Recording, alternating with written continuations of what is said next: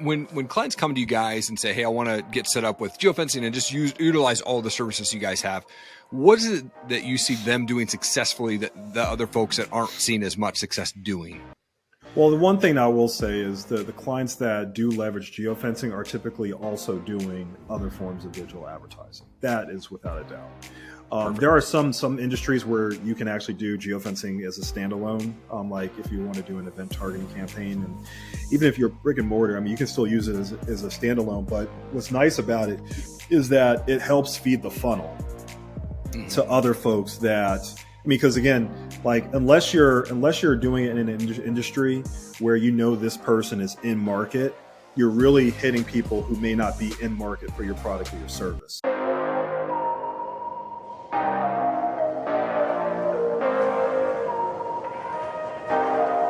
Justin, you're a husband, you're a father, you're the CEO and managing partner of Propellant Media, which has been ranked number 143 on the Inc. 5000 for America's fastest growing private companies. You're an entrepreneur, digital enthusiast, and so much more, man. Thank you so much for your time. Happy I appreciate it. This is good times, man. I definitely appreciate that. Absolutely. I like to kick things off by going back a bit. Like, where did you grow up? What was childhood like for you? Oh, man. Well, I grew up in Philadelphia. I have several siblings, my mother and my father. Grew up in Philadelphia. My dad was an entrepreneur and my mother was an educator.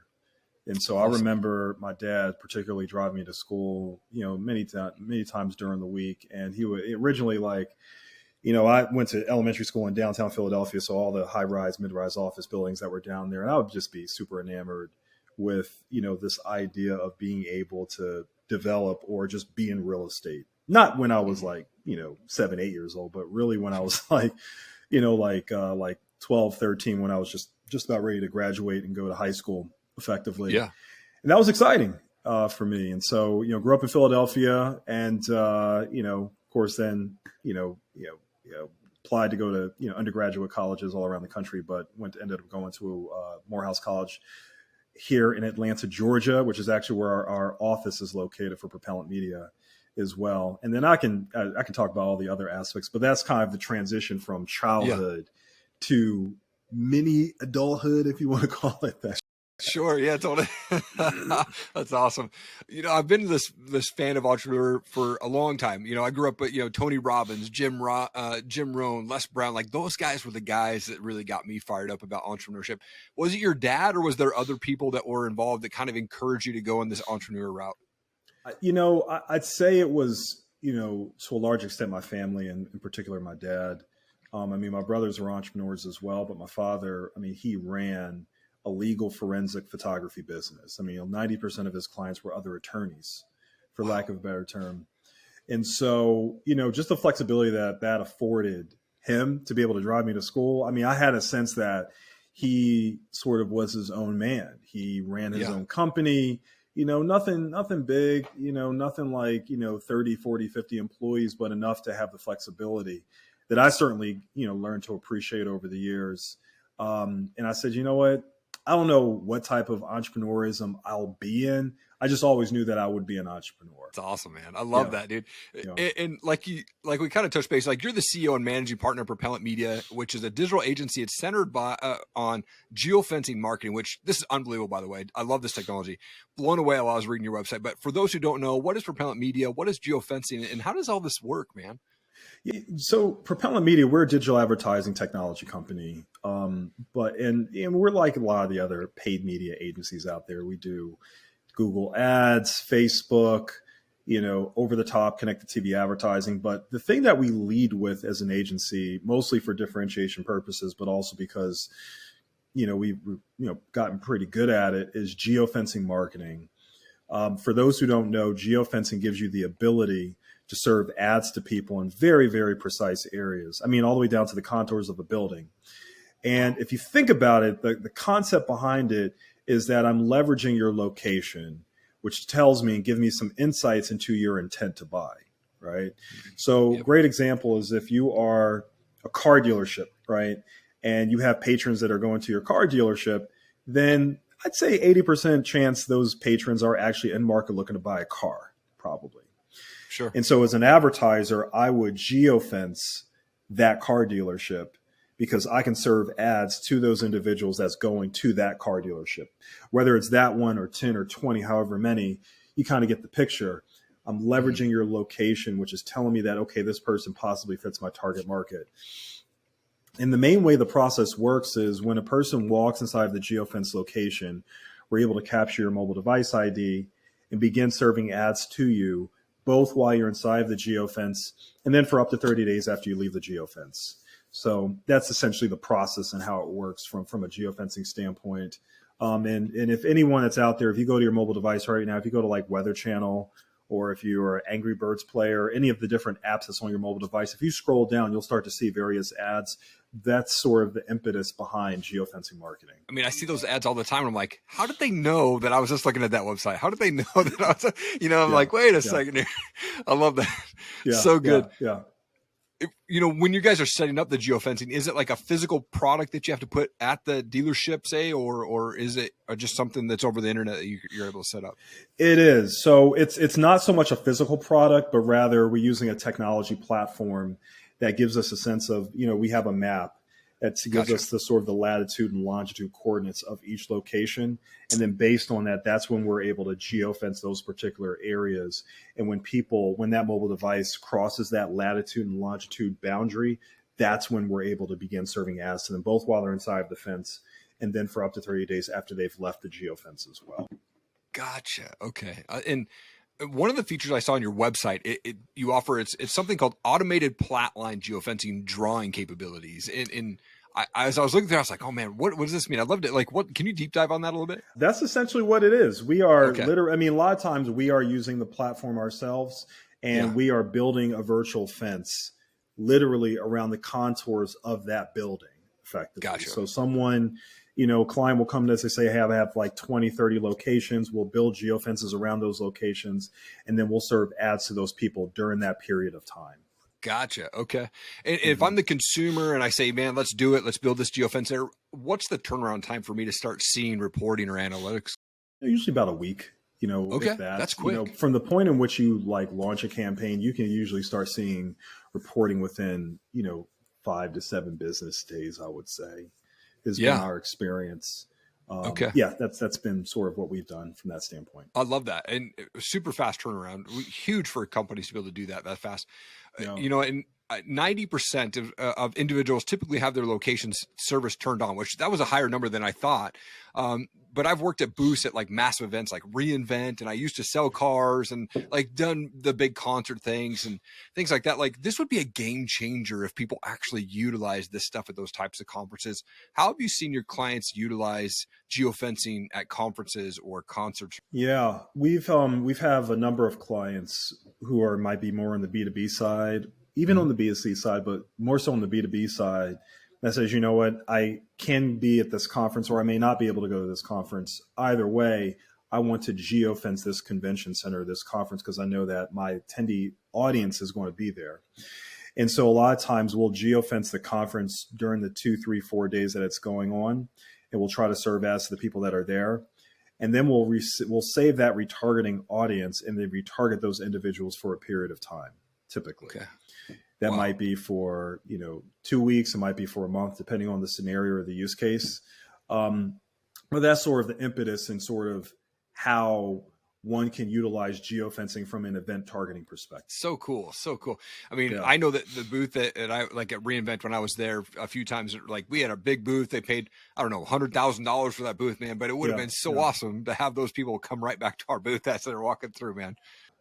Yeah, it's really fascinating, space. The one thing that I tell a lot of people is that geofencing is just part of your marketing plan. It's not like the sole thing that's going to be like the biggest game changer for your company. Right. I tell that to people because you still have to remember that, a lot of what happens within, geofencing is still display advertising.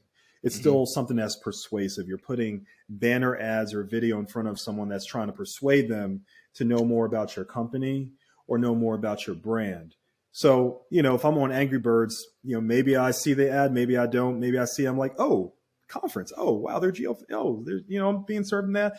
Is that kind of some of that can and does happen effectively, but what we try to tell folks is this is just part of your marketing plan. It's not the penicillin that's going to solve all of your marketing problems per se. Yeah, exactly. And when clients come to you guys and say, hey, I want to get set up with geofencing and just utilize all the services you guys have, what is it that you see them doing successfully that the other folks that aren't seeing as much success doing? Well, the one thing I will say is the clients that do leverage geofencing are typically also doing other forms of digital advertising. That is without a doubt. There are some industries where you can actually do geofencing as a standalone, like if you want to do an event targeting campaign. And even if you're brick and mortar, I mean, you can still use it as a standalone. But what's nice about it is that it helps feed the funnel to other folks that, I mean, because again, like unless you're doing it in an industry where you know this person is in market, you're really hitting people who may not be in market for your product or your service. Sure. Essentially. Okay. Yeah. And so, you know, another example might be, you know, let's say you're a restaurant. I like the concept of restaurants because the decision to purchase is really simple. Just tell me where to eat and I'll go there and eat, or I'll try it basically. And it's not, you know, I'm not losing my shirt over this purchase decision.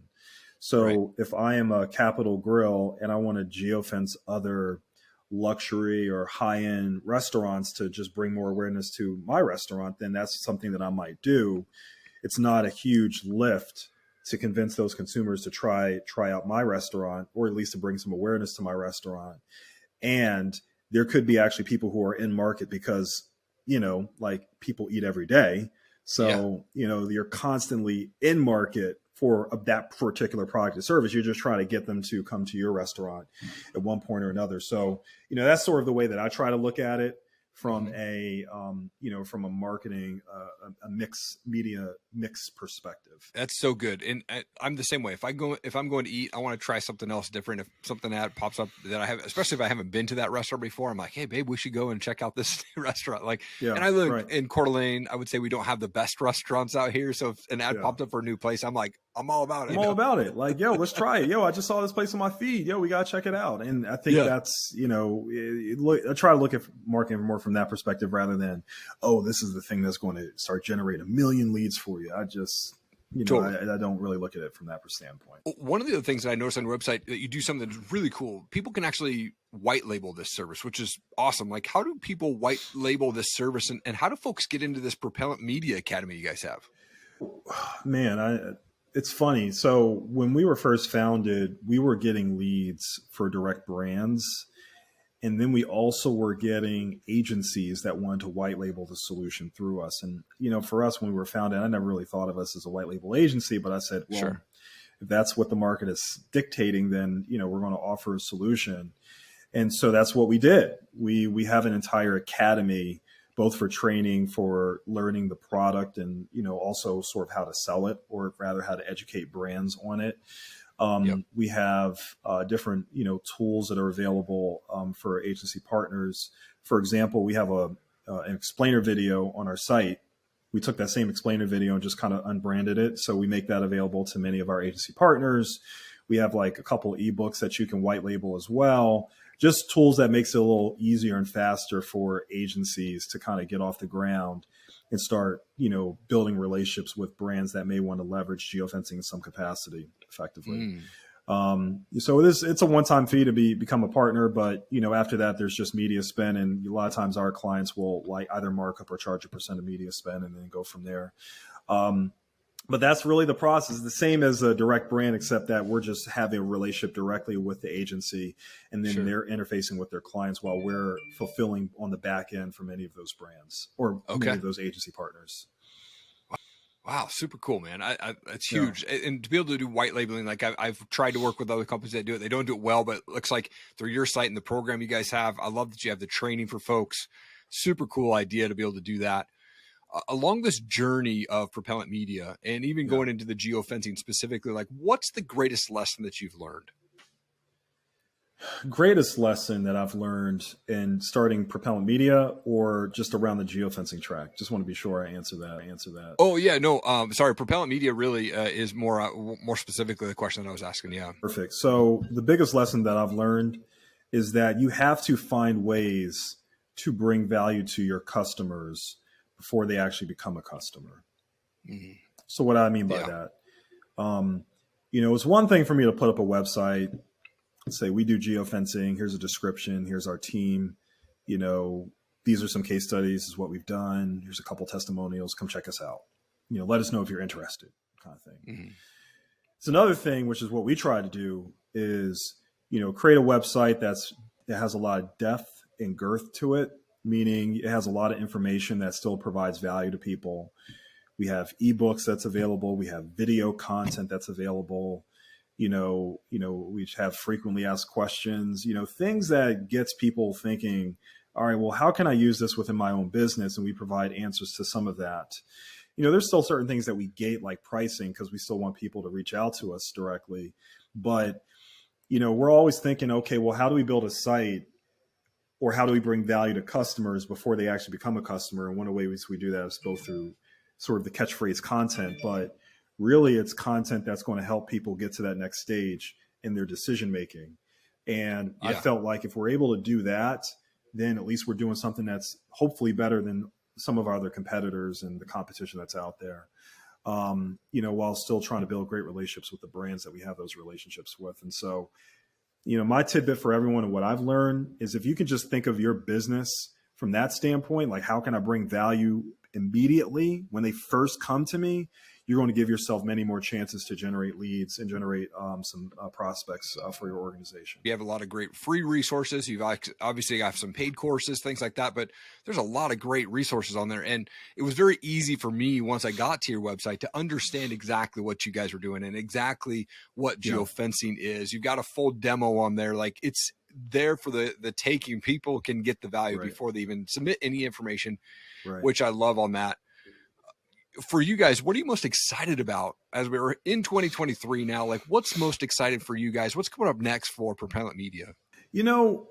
Because we focused a lot on programmatic display and geofencing, we weren't doing as much paid search and paid social. We do a lot of paid search and paid social, just not nearly as much as we did on the programmatic side.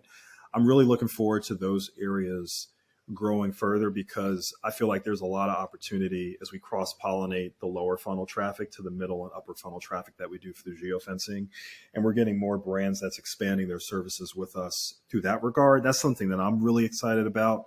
I'm still excited about the opportunity also for many agencies that can leverage geofencing. Because again, a lot of folks look at, how can I use my marketing to generate leads like today? And sometimes with branding and middle funnel type stuff, it doesn't always work that immediate. So the opportunity for more agencies to be educated on this being part of their media mix, that's the part that I'm also excited about as well. And like, if you're a company and you want to get the word out about your brand and things like that, is there a social media platform? We're seeing, like, Facebook kind of up and down, Instagram up and down, but is there a platform where people should be focusing on, or is it kind of like, hey, let's try to get on all platforms? It really does depend on the industry. I still think that Instagram and Facebook are still the behemoths from a paid social perspective.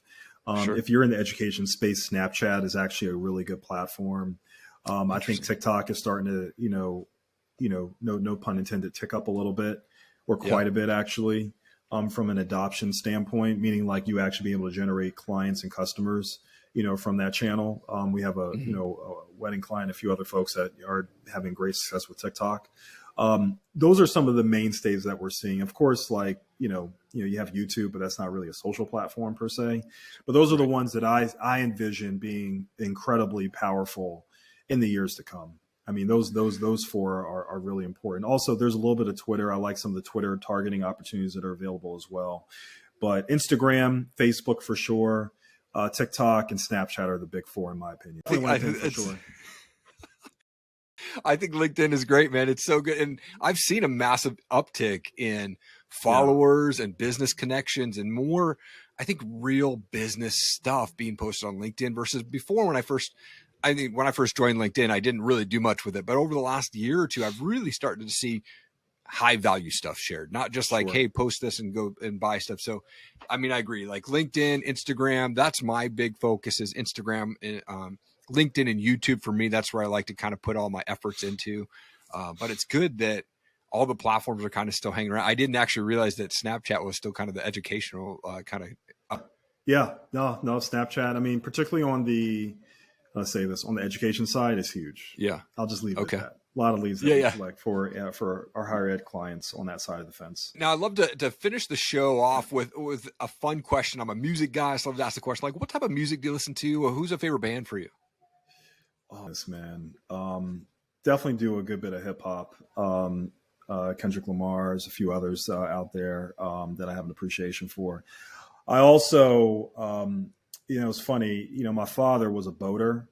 So we did a lot of boating back in the day. And, he had his own style of music that it's not that it's like my favorite music, but it's incredibly nostalgic. So one of the folks is Paul Simon, who did a lot of, alternative, classic rock, if you want to call it that, music that I'd listened to back in the day. And, Paul Simon is sort of like on the alternative side that I listen to from time to time. I love that. Now, for folks who are interested in going and finding more information out about Propellant Media and geofencing, like, what's the best place for them to connect with you on? I mean, the easiest thing you can do is just go to propellant.media. If you do a search for propellant.media or Propellant Media, you'll find us on Google. But propellant.media is our website. And that's it. That's, I mean, you'll go to the site, you'll consume all types of information that we offer and then go from there effectively. Awesome. And then the last question I love to ask ask my guest is, what's your message to the world, man, around this? Like, what do people need to be doing so that they can just have a better life in regards to their business and be successful in that mode?